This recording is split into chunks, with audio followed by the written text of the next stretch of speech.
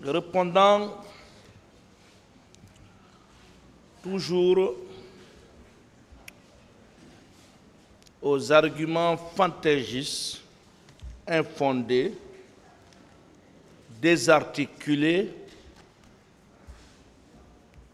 goguenards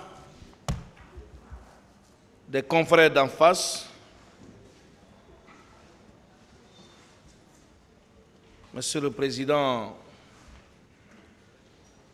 honorables assesseurs, j'ai entendu un confrère ici dire que le capitaine Moussa Dadis est là avec ses subordonnés parce qu'il n'a pas pris ses responsabilités.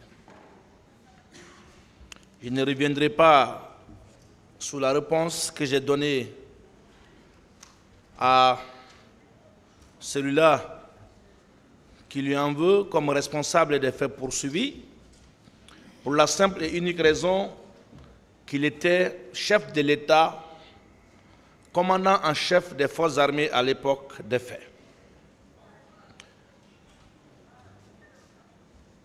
Lors de l'interrogatoire du capitaine Moussa Dadis Camara, nous avons entendu des voix s'élever pour fustiger,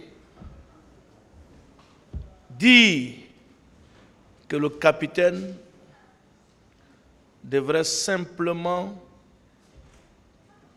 présenter ses excuses,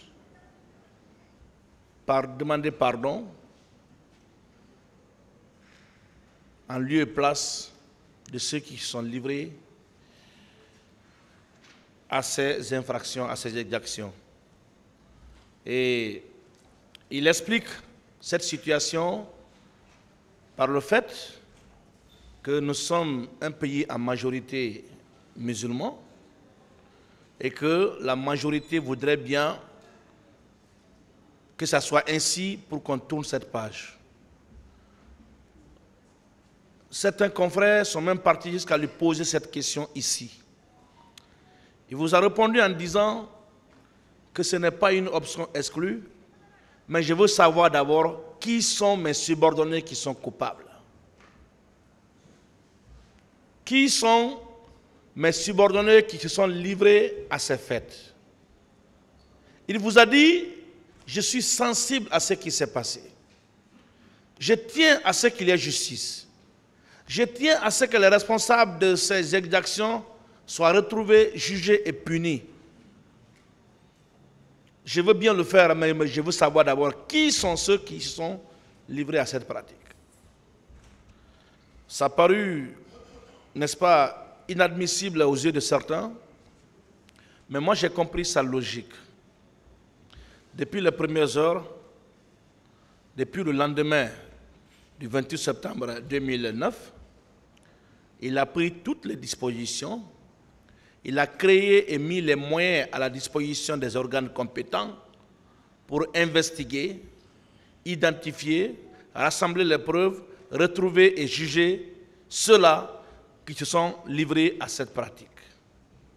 Alors si, par l'accident de l'histoire, par le fait des individus au service des intérêts politiques, ils se retrouvent ici avec ceux qui étaient, n'est-ce pas, à l'époque des faits, ces subordonnés, on ne peut pas en déduire une responsabilité pénale.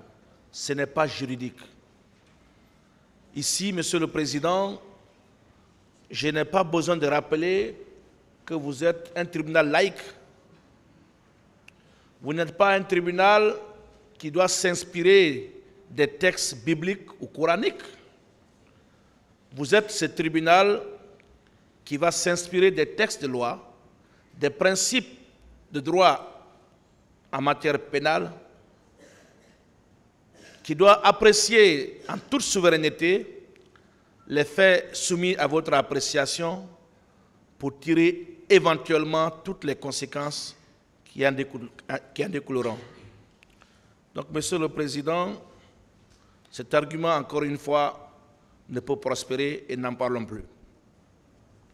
Je vais, Monsieur le Président, discutant toujours des parties civiles, m'intéresser cette fois-ci aux parties civiles elles-mêmes, j'épargne complètement à ce stade les conseils des partis civils qui ont tout mélangé dans ce prétoire.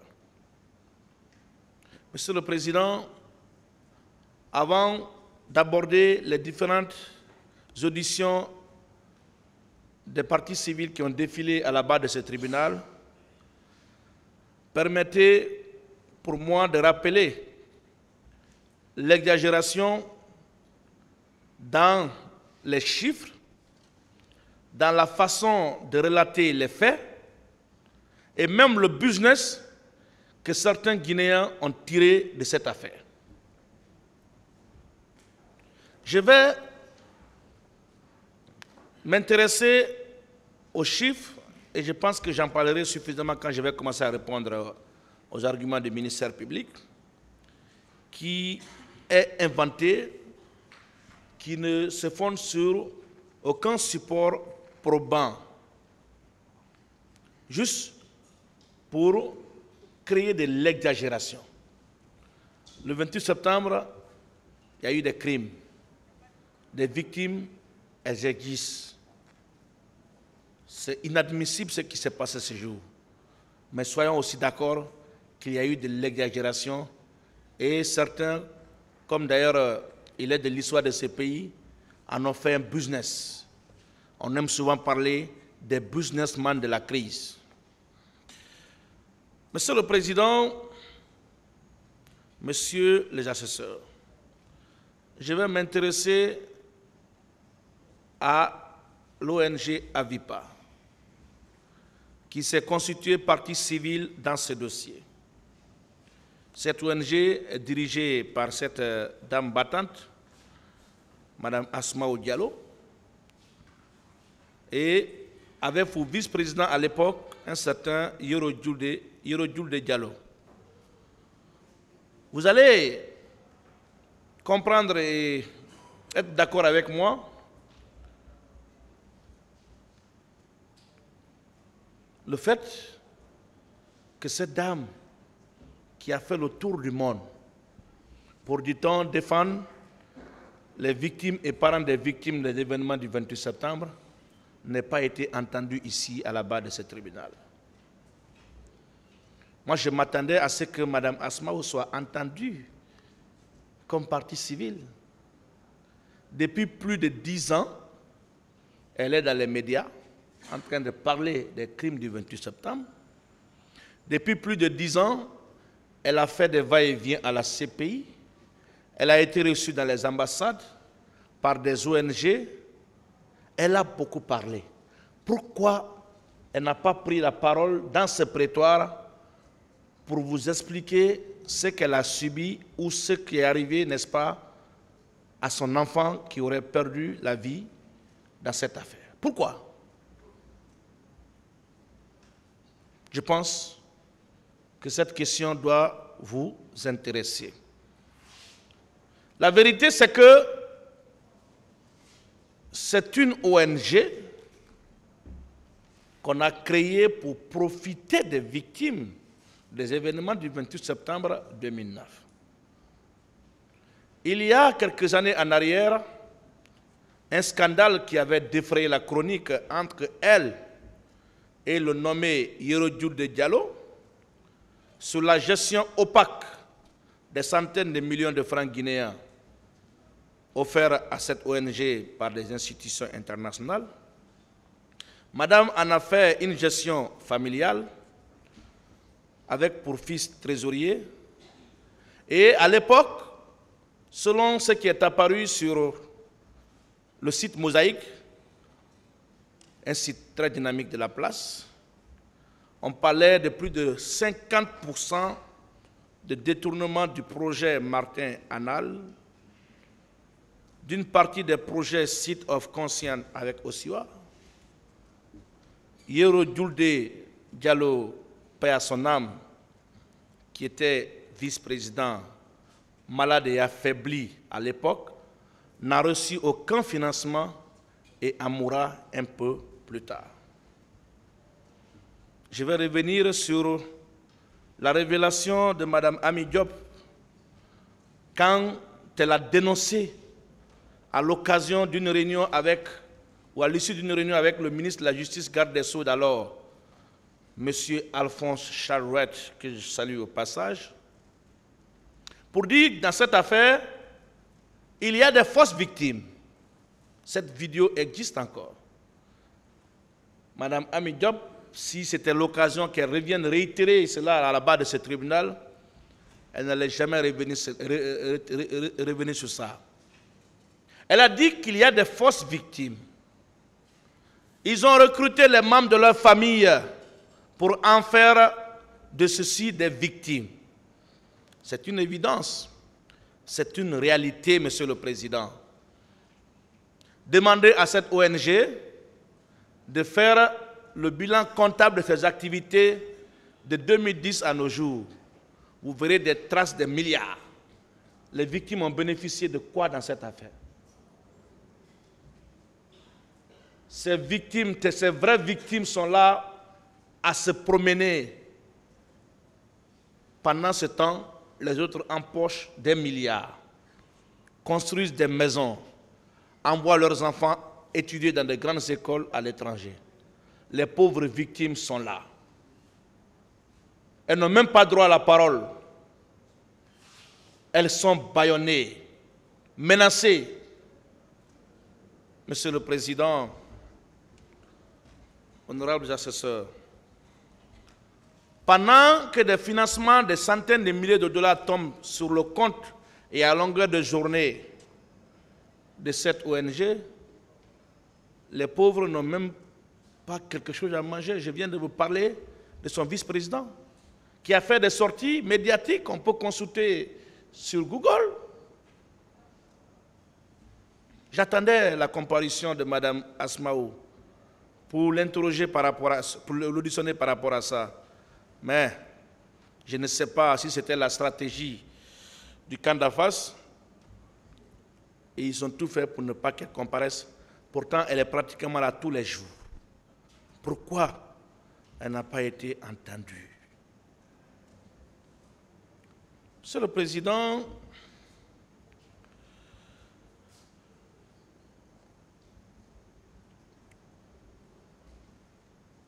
Ami Diop, qui est une des victimes dans cette affaire, n'a pas caché son agacement. Et je pense que cette révélation devrait intéresser le ministère public, devrait l'amener à creuser pour mesurer la sincérité de tous ceux qui se déclarent victimes. Au lieu de le faire, on est venu inonder ce prétoire avec des larmes, de la passion. Monsieur le Président, Monsieur les assesseurs, l'audition des nombreuses parties civiles ici n'a permis de mettre en évidence la responsabilité pénale du capitaine Moussa Dadis Camara. On a enseigné à toutes les parties civiles qui comparaissaient ici de venir dire devant vous que le seul responsable, c'est le capitaine Moussa Dadis, parce qu'il était à l'époque des faits le président de la République, chef de l'État, commandant en chef des forces armées. On leur a même fait réviser cela, ils ont récité. Ce qui fait que même s'ils oubliaient dans les débats, à la fin, ma consoeur Haribo revenait toujours pour dire qui est responsable selon vous, et la réponse était toujours de même, c'est le capitaine Moussa Dadis Camara. Et dès que cette réponse tombait, ma consoeur laissait aussitôt le micro, comme pour dire que c'est à force de répéter par milliers de fois le nom du capitaine Moussa Dadis ici qu'on pourra réussir à vous convaincre. Si vous voulez, même en appel, envoyer encore 10 000 victimes qui viendront dire ici la même chose, cela n'est pas une preuve. Et cela ne peut en aucune manière influencer le tribunal. Le tribunal attend de vous des preuves. Les preuves de l'imputabilité des crimes reprochés au capitaine Moussa Dadis Camara. C'est de cela qu'il s'agit. Monsieur le Président, nous avons entendu Habibata Kamara. Sur sa pièce d'identité, elle est censée être née en 1977 et sur le document médical établi en 2009, il est porté sur ce document 45 ans. Quelle incohérence! Au lieu de creuser, on vient pleurer. Monsieur le Président, Mariama Bailo Diallo, qui a fait l'objet du procès verbal d'audition du 11 septembre 2012 à 12 h, a été aussi entendue. Dans son procès verbal, elle a déclaré avoir été victime de coups et blessures. Mais puisqu'elle a entendu parler de viol et à répétition ici, elle aussi elle est venue dire qu'elle a été victime de viol. Pourtant, dans son audition, en toute intimité, n'est-ce pas, loin des caméras, loin du public, elle a dit qu'elle n'a été victime que de coups et blessures. Mais puisque c'est à la mode de venir dire qu'on est victime de viol, il faut le faire pour aggraver les choses. Elle est venue dire devant vous, contrairement à son procès verbal d'audition, qu'elle a été aussi victime de viol. Maïmouna Sidibé, qui a fait l'objet du procès verbal d'audition de partie civile du 3 avril 2013 à 10 h 50 minutes. Elle vous dit qu'elle a été à l'hôpital, elle n'a pas pu obtenir un certificat médico-légal, elle n'a pu identifier les personnes qui l'auraient violée, mais pour elle, la seule preuve du viol qu'elle a, ce sont les documents établis par l'AVIPA, comme si l'AVIPA était une structure légalement habilitée pour, n'est-ce pas, constituer ou fabriquer des documents de preuves. Maïmouna Diallo, qui est venu aussi dire devant vous, comme ses prédécesseurs et ceux qui l'ont suivi, que le capitaine est le seul responsable parce que c'est devenu finalement une chanson, elle n'a fourni aucune preuve. Fatoumata Bari, c'est le président, qui a déclaré ici avoir quitté le pays aussitôt, qui, dans son procès verbal d'audition, et même à la barre de ce tribunal, vous a dit avoir vu le général Mathurin Bangoura et le colonel Aïdor Ba au stade. Je rappelle ce qu'elle a dit à l'enquête de police. Mathurin a giflé une femme devant moi, a demandé qui vous a donné l'autorisation de participer à la manifestation. Toumba était là pour protéger les manifestants. Mais vous avez le dossier de la procédure devant vous. À l'époque des faits, Mathurin n'était même pas en Guinée. Mathurin était en France. Mathurin a même prouvé à travers son passeport quand est-ce qu'il est sorti du territoire et quand est-ce qu'il est rentré. Mais voilà une victime qui se dit victime de viol, qui vient vous dire avoir vu Mathurin au stade. Quelle contre-vérité grotesque. Au lieu de s'intéresser à ça, on inonde votre prétoire avec les larmes. Parce qu'on épouse tout ce qu'on entend du côté de la partie civile. Comme si on était présent à l'époque des faits. Comme si on avait vécu les faits. Pour prendre cela comme une parole d'évangile. Ce dossier, nous sommes en train de le juger. Personne ici, en tout cas les acteurs de ce procès, personne ne peut, n'est-ce pas, témoigner cela. Nous, avocats, fonctionnons sur la base de ce que nos clients nous disent, c'est normal. La vérité de l'avocat est celle de son client. La vérité des avocats qui nous font face est celle de leurs clients. Mais la vérité du ministère public, partie principale au procès, ne devrait pas venir d'un seul côté. Le ministère public, en tant que représentant de la société, dont le capitaine Moussa Dadis est membre, devrait aussi être attentif à ce que le capitaine dit. Mais si, sur la base des préjugés, vous rejetez en bloc, vous, disons, fermez la porte à toute compréhension, vous formatez les choses pour dire tout ce qui viendra là-bas, quel que soit, ne doit pas être accessible, c'est dur. Je sais une chose, même la pièce qui a permis au ministère public de soutenir que le commandant Abba Katumba était le véritable commandant du régiment, je sais que même cette pièce a eu du mal à passer. Parce que simplement c'est une pièce produite par la défense du capitaine Moussa Dadis Camara. On ne croit pas, on ne croit rien de tout ce qui provient du capitaine Moussa Dadis Camara et de sa défense. Mais Monsieur le Président, je vais également souligner un point qui doit attirer votre attention. Ce qui d'ailleurs peut expliquer une certaine coalition ou collision entre certaines parties civiles et certains accusés. Lisez le dossier de la procédure. Cette partie civile a dit ici avoir vu le commandant Abba Katumba Diakité à Dakar. Mais je lui ai posé la question, mais Abba Katumba étant recherché, vous l'avez vu à Dakar, vous êtes victime. Vous êtes en contact avec ceux qui vous défendent. Pourquoi vous n'avez pas dénoncé avoir vu Abba Katumba Diakité à Dakar? Elle a été incapable de vous donner une réponse. Elle est même partie jusqu'à le défendre, ce qui est d'ailleurs à son honneur. Je n'ai rien contre Abba Sidiki. Et je ne dirai pas qu'il est le responsable de ce pourquoi il est poursuivi ici. Ce n'est pas mon travail. Ce n'est pas mon travail. Je ne l'incrimine pas non plus. Mais je parle des faits. Il vous a dit que Toumba nous a sauvés. Et je pense que la défense de Toumba va en faire une bonne exploitation. Il vous dit que Toumba a été un messie.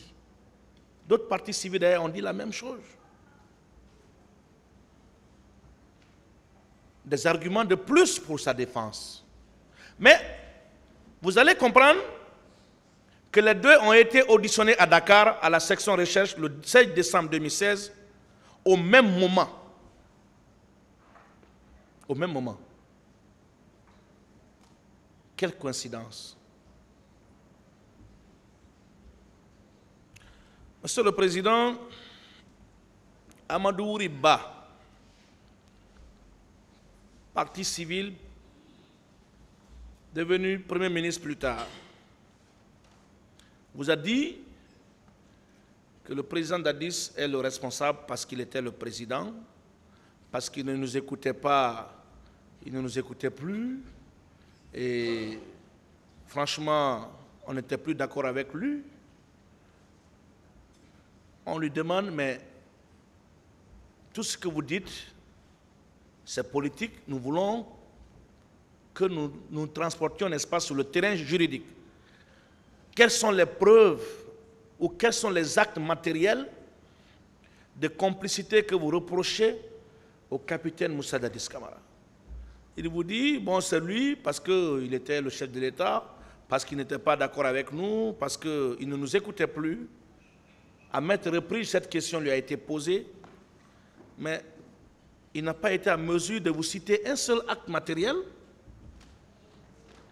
qui vous permettrait, n'est-ce pas, de considérer que la complicité pourrait être établie à l'encontre du capitaine Moussa Dadis Camara, sans oublier au passage qu'il a renié ces déclarations tenues par devant le pôle de l'instruction le 4 avril 2011. Et il a justifié cette variation par le fait que les choses ont évolué avec le déroulement du procès. Après avoir entendu Toumba parler ici, il a compris qu'il s'était trompé pour accuser Toumba. C'est encore à l'honneur de la défense de Toumba d'en faire une bonne exploitation. Donc, sa version a évolué parce qu'il a suivi le débat. Ce qui veut dire, ce qu'il avait dit auparavant n'était pas la vérité. Vous en tirerez toutes les conséquences de droit. François Lonsenifal, à la recherche d'une publicité politique, simplement parce que ce procès était à l'époque très suivi.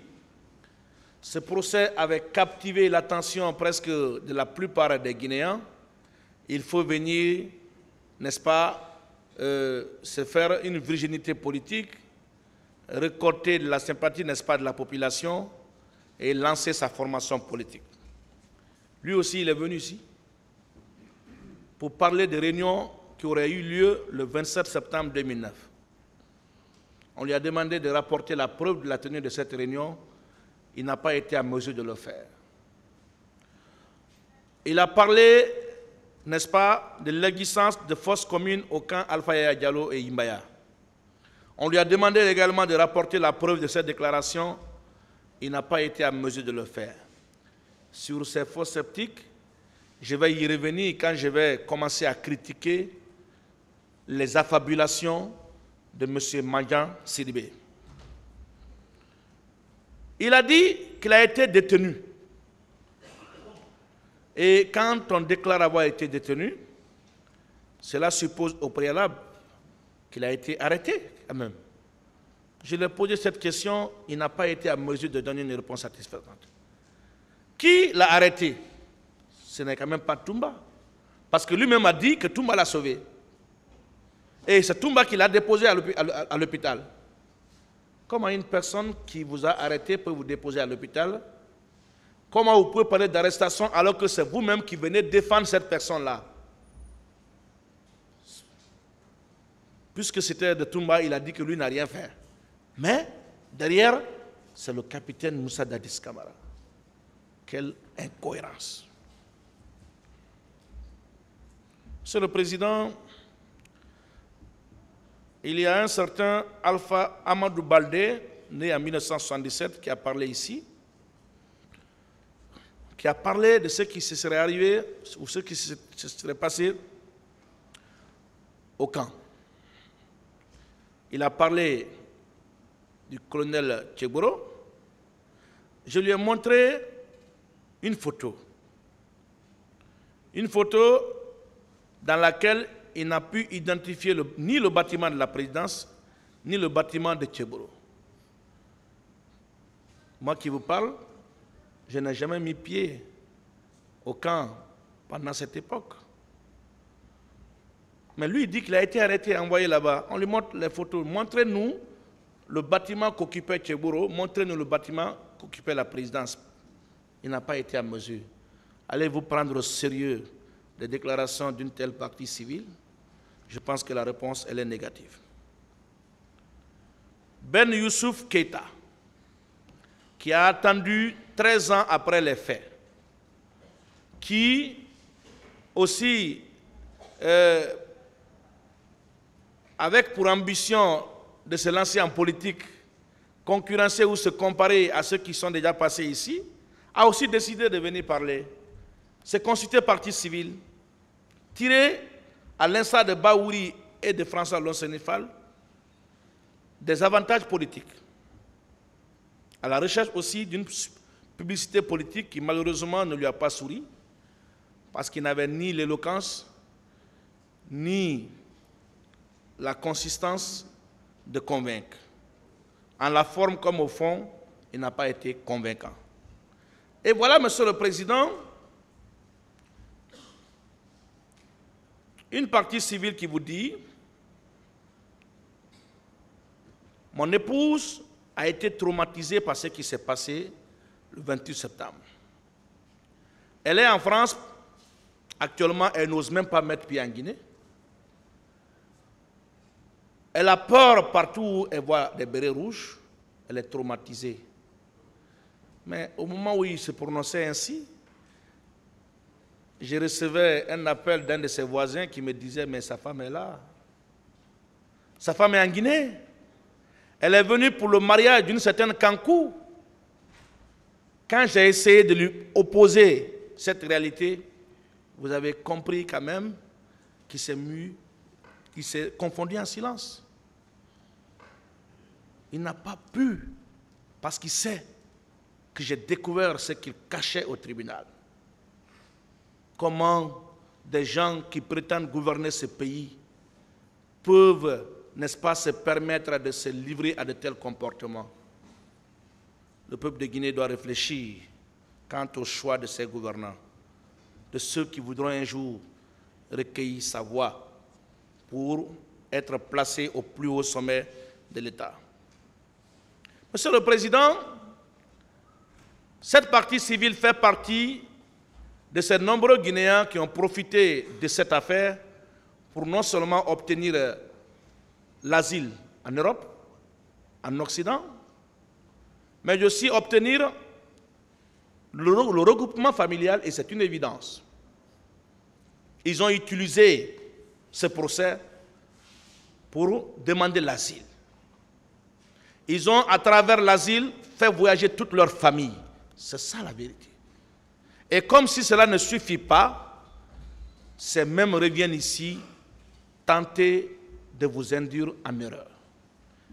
Je pense que vous êtes suffisamment mûrs, avisés pour succomber à de telles affabulations. Monsieur le Président, une certaine Diana Bouba, née en 1992, a été entendue. Elle, qui avait déclaré avoir été victime de viol dans le procès verbal d'audition devant le pôle, est venue ici, sera visée pour dire, bon, à l'époque, j'ai dit ça comme ça, mais ce n'est pas moi qui l'ai dit et ça ne vient pas de moi. Elle a dit qu'elle n'a pas été victime de viol, mais pourtant, quand on lit son procès verbal, on dit qu'elle a été victime de viol. Pourquoi cette variation? Cela doit vous interpeller, Monsieur le Président, dans le cadre de l'appréciation de ces dossiers. Il y a un certain Yacouba Bari, code 1088. J'ai lu son procès verbal, établi devant le pôle. C'est lui qui a dit qu'il a vu le président Dadis masqué, en train de conduire une voiture. Mais il est venu ici, on lui a opposé ses déclarations, il dit non, ça ne vient pas de lui. Vous savez, à chaud, dans la passion, dans le militantisme, on a beaucoup entendu. J'ai même écouté sur les ondes de la RFI un autre qui déclarait que j'ai vu le capitaine Moussa Dadis au stade. Il a égorgé, il a vu la tête d'un manifestant en train de courir avec. On a entendu tout ça dans ce dossier. Bon Dieu, où en sommes-nous?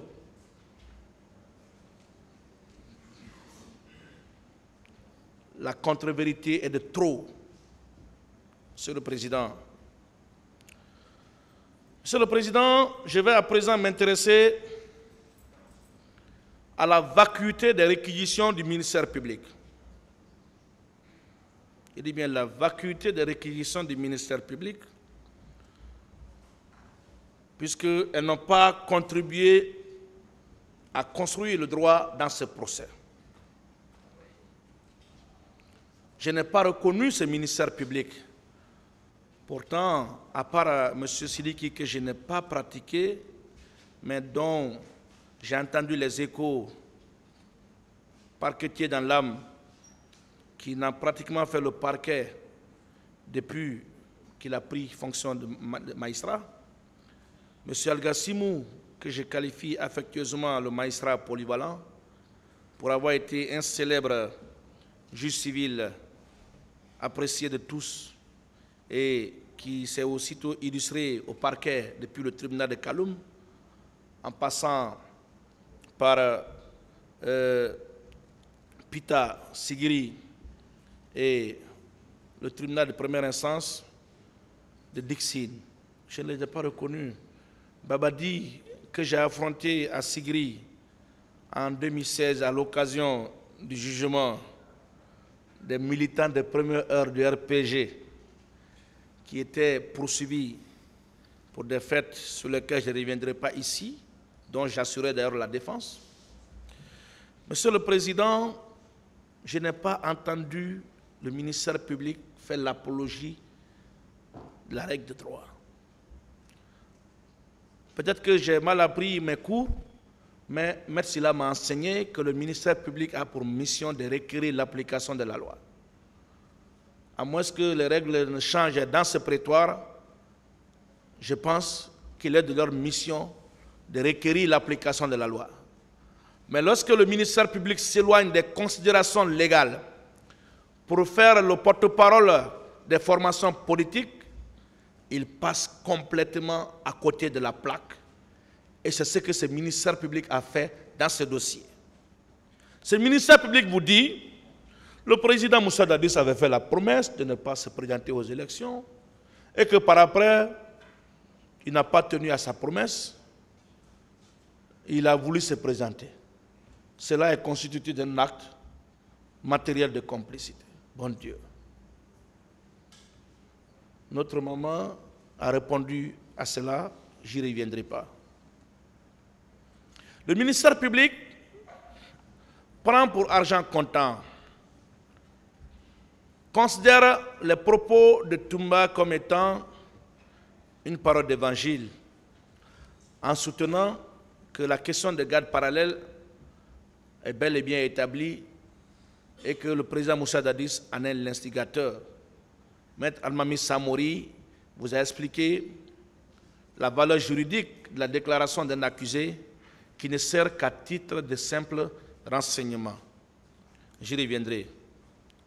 Monsieur le Président, le ministère public vous dit que le capitaine est coupable parce que le recrue de Kalea était formé par des Israéliens. Ça, ce n'est pas un argument. Ce n'est pas un argument. En 2012, plus de 1000 jeunes ont été recrutés en Haute-Guinée, ici, à la Casse et ailleurs, pour être envoyés en Angola pour des formations militaires afin d'assurer la sécurité du président Alpha Condé. À l'époque, qui a osé, n'est-ce pas, crier pour dénoncer cela? C'est le président. On n'a pas dit que le président Alpha Condé est coupable. Non. On a dit non, c'est normal. J'y reviendrai parlant de Kalea. Monsieur le Président,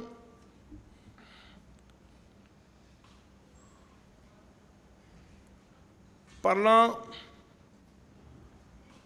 désormais du ministère public, je dois dire que le procureur Babadi n'a pas fait trop de dégâts. Il s'est beaucoup plus montré, il s'est même efforcé à être objectif. Mais vous savez, quand vous êtes dans une équipe, vous êtes obligé de mélanger les opinions. Je comprends son embarras.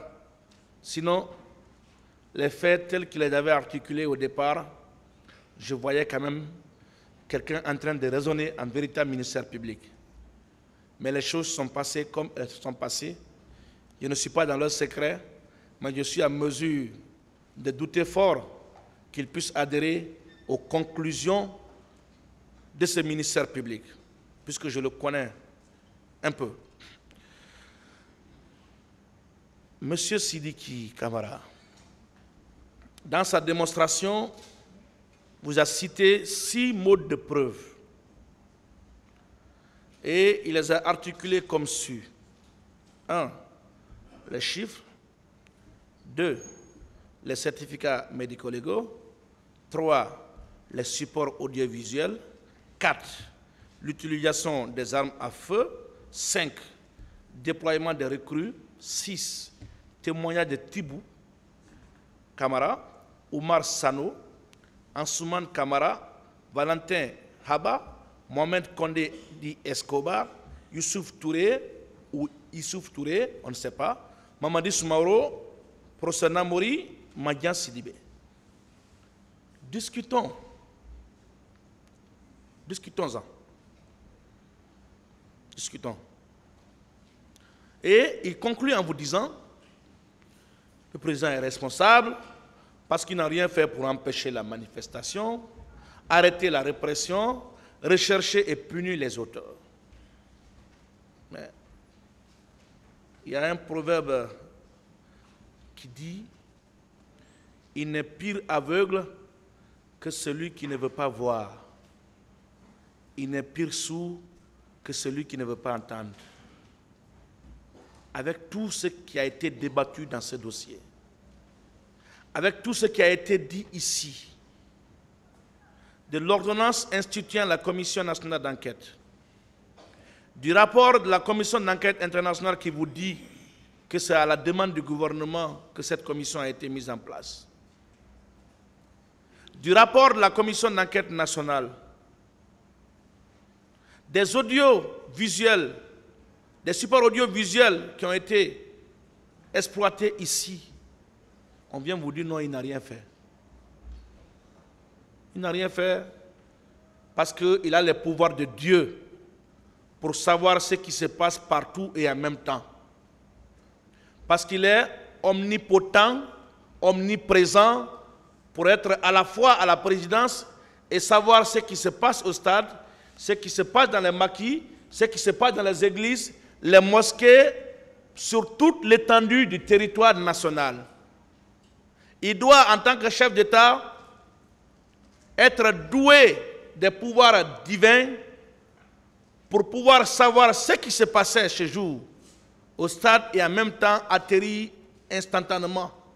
Monsieur le Président, c'est absurde, ce n'est pas possible, c'est inadmissible, c'est inconcevable. Cet argument doit être balayé d'un revers de la main. Parlons des chiffres. En parlant des chiffres, El Hadj Sidiki Camara, le dur, le talentueux procureur, se fonde sur le rapport de la Commission d'enquête internationale des Nations Unies. Monsieur le Président, on a lu ce rapport. C'est bien, ça a été rédigé par des experts. Nous ne contestons pas leur expertise. Mais quels sont les supports matériels qui soutiennent ce rapport? Ceux qui ont écrit ce rapport-là, sont-ils des dieux? Sont-ils investis des pouvoirs d'établir un acte qui doit valoir preuve jusqu'à ce que le contraire soit démontré? Sont-ils établis ou investis des prérogatives d'établir un acte qui doit faire foi jusqu'à inscription de faux? Monsieur le Président, dans le contexte vécu à l'époque, nous savons tous que le capitaine Moussa Dadis, pour avoir dit « la Guinée n'est pas une sous-préfecture de la France », était devenu l'homme à abattre à tout prix, à écarter à tout prix. Ça ne m'étonne pas que des diplomates ou des experts d'une organisation non gouvernementale soient aussi instrumentalisés pour inventer des chiffres pareils. Nous sommes en droit. La naissance, la mort sont constatés par des actes d'état civil. Avez-vous au dossier de la procédure des actes d'état civil qui parlent de la naissance de ces 150 personnes-là? Avez-vous la liste de ces 150 personnes? Avez-vous la preuve de la disparition ou de la mort de ces 150 personnes? On a fustigé le rapport de la Commission d'enquête nationale. Mais lisez, intéressez-vous, monsieur le procureur, au rapport de la Commission d'enquête nationale. Vous allez voir la méthodologie que ces cadres valeureux ont utilisée. Toutes les victimes, les blessés ont leur nom, adresse, numéro de téléphone, leurs photos, les disparus, les parents des victimes, tout est là. Et vous vous dites non, ce rapport n'est pas bien fait. C'est ce que les Nations Unies ont fait en 10 jours qui vous suffit. Contrairement à la Commission d'enquête nationale qui a travaillé de novembre jusqu'au mois de janvier. Et il a rendu son rapport au mois de janvier pendant que le président Moussa Dadis n'était plus aux affaires. Vous dites non, ce qu'il a dit là-bas, ce n'est pas vrai. En janvier, le capitaine était à Ouagadougou. Il n'était plus aux affaires. Le pays était entre les mains du général Sekouba Konaté. Vous dites encore que c'est lui qui a influencé ce travail. On aime toujours jeter du discrédit sur tout ce qui vient de la Guinée. C'est ce qui vient d'ailleurs qui est bon. Monsieur le Président, intéressons-nous au général Sano, qui, dans son procès verbal d'audition de témoins, de déposition de témoins, autant pour moi, a clairement parlé, si je me trompe, de 56 corps. Mais je ne sais pas qu'est-ce qui s'est passé. Est-ce que c'est à force de suivre les débats ou d'écouter les radios? Il vient ici à la barre, il dit non. C'est vrai que j'ai dit devant les juges 56 corps, mais en réalité, la dame là m'a parlé de 156 corps. J'y reviendrai. Et si la dame vous a parlé de 156 corps, et qu'on a déduit un nombre qui a été au moins rendu à la famille, pourquoi on continue de parler de 156 disparus? Monsieur le Président, je m'intéresse aux deuxièmes preuves, aux mots de preuve soulignés par le ministère public, les certificats médico-légaux. Je ne discuterai pas fondamentalement de ces pièces, mais je veux simplement savoir s'il est écrit sur ces documents ou les quelques documents dont certains restent à contester, s'il est écrit sur ces documents que c'est le capitaine Moussa Dadis Camara qui est responsable de ce qui est arrivé à ceux qui sont détenteurs de ces documents-là.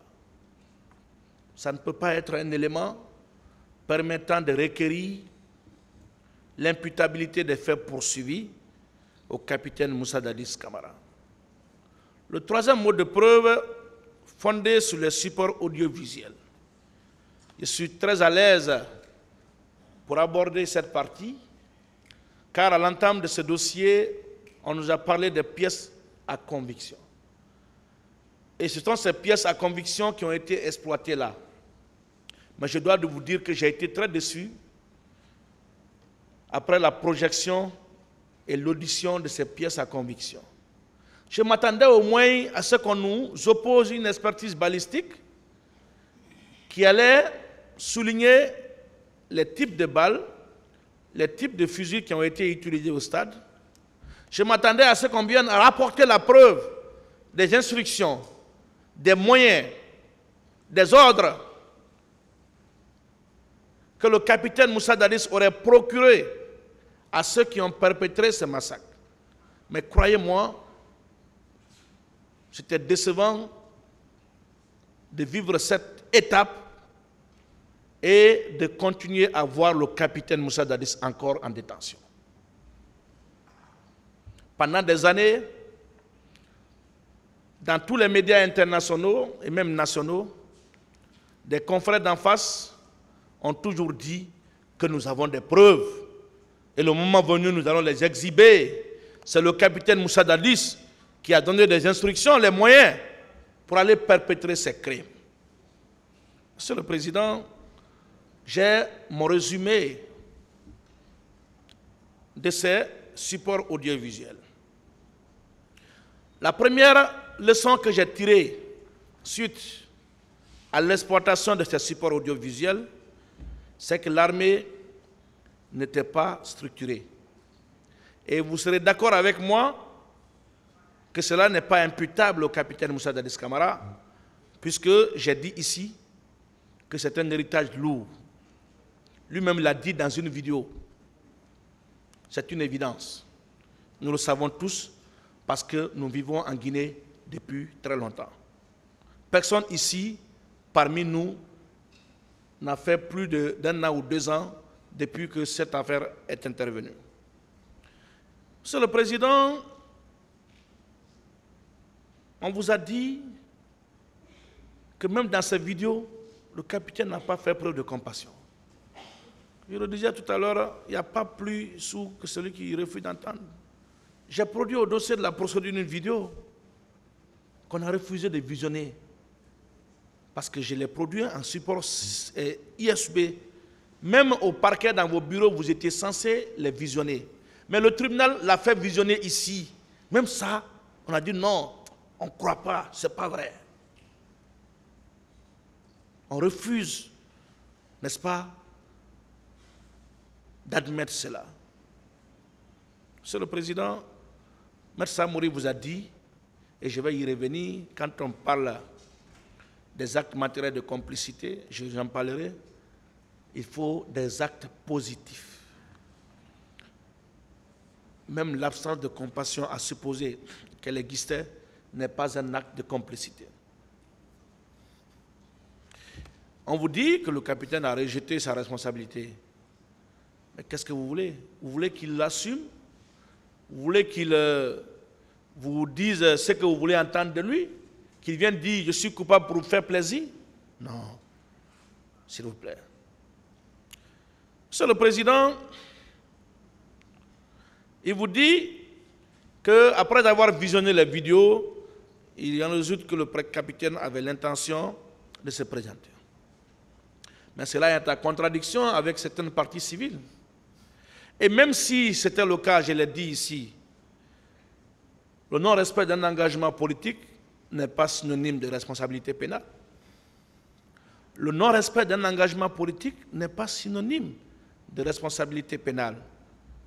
Quand bien même que nulle part le président Moussa Dadis a dit un seul jour qu'il renonce à son engagement.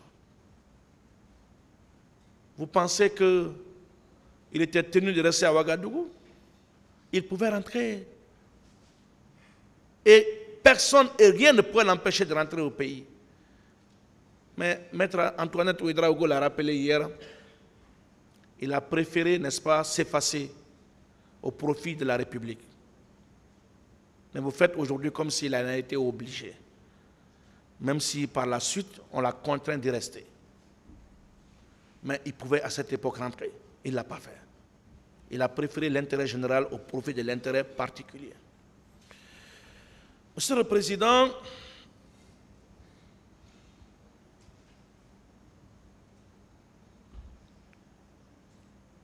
en se fondant sur de telles allégations pour justifier les actes de complicité, cela m'amène à m'intéresser à l'article 46 de la Charte de la transition qui a quand même consacré la non-candidature de nos autorités actuelles.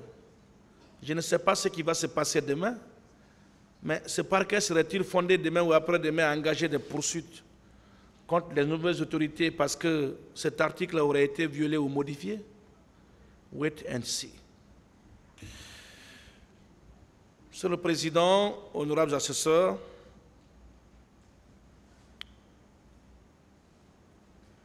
se fondant sur un support audio de l'intervention du commandant Bakatumba sur la RFI, j'ai déjà répondu à cette question, à ce point.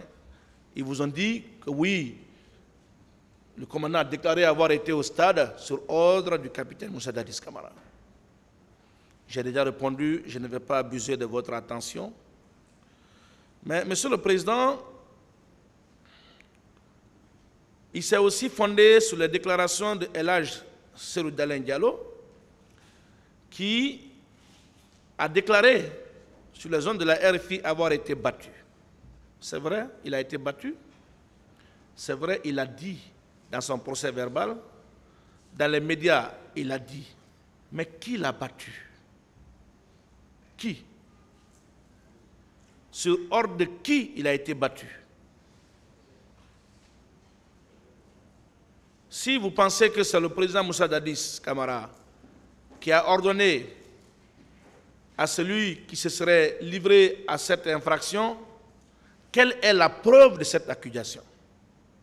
J'ai entendu quelque part que le président a dit que c'est Sankara Kaba qui l'aurait frappé, qui l'aurait battu. Sankara qui était le chauffeur du président, qui a été posté là par le commandant Toumba. C'est lui qui l'a affecté, l'homme de confiance à l'époque du chef de l'État. Monsieur le Président, Monsieur le procureur, vous dites que c'est anormal que le président Selou ait été battu. C'est tout à fait juste. Mais le président Selou a dit que c'est Sankara qui l'a battu. Et ici, à la barre de ce tribunal, le commandant Abba Katumba vous a dit que Sankara a été découpé. Et sur votre page Facebook, vous avez rendu hommage à Sankara. Ça existe, c'est le procureur Sidiki. Vous avez rendu hommage à Sankara en disant hommage Sankara Kaba. Les preuves existent. Vous lui avez rendu hommage à celui qui est déclaré avoir battu un leader.